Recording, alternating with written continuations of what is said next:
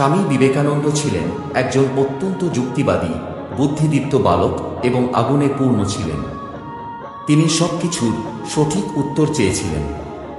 তিনি ঠাকুর রামকৃষ্ণের কাছে এসে জিজ্ঞাসা করলেন, তুমি সারাক্ষণ ঈশ্বর, ভগবানের কথা বলছ, তার প্রমাণ কই? আমাকে প্রমাণ দেখাও। রামকৃষ্ণ খুব সরল ছিলেন।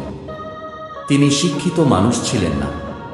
তিনি একজন অতীন্দ্রিয়বাদী ছিলেন, পণ্ডিত ছিলেন না। তাই তিনি বললেন, আমিই প্রমাণ।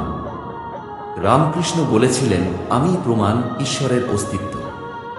বিবেকানন্দ কি বলবেন তা জানতেন না, কারণ এটি ছিল একেবারেই পাগল। তিনি কিছু দুর্দান্ত বুদ্ধিবৃত্তিক ব্যাখ্যা আশা করেছিলেন। ঈশ্বরের প্রমাণ হল বীজ অঙ্কুরিত হওয়া এবং গ্রহটি ঘূর্ণায়মান, কিন্তু রামকৃষ্ণ বলেছিলেন, আমি প্রমাণ যে ঈশ্বর আছেন। আমি যেভাবে আছি সেটাই প্রমাণ, এটাই রামকৃষ্ণ বলছিলেন। বিবেকানন্দ কি বলবেন বুঝতে না পেরে তিনি চলে গেলেন। 3 দিন পরে তিনি ফিরে এসে জিজ্ঞাসা করলেন, ঠিক আছে, আপনি আমাকে ঈশ্বর দেখাতে পারেন? রামকৃষ্ণ জিজ্ঞাসা করলেন, তোমার কি দেখার সাহস আছে?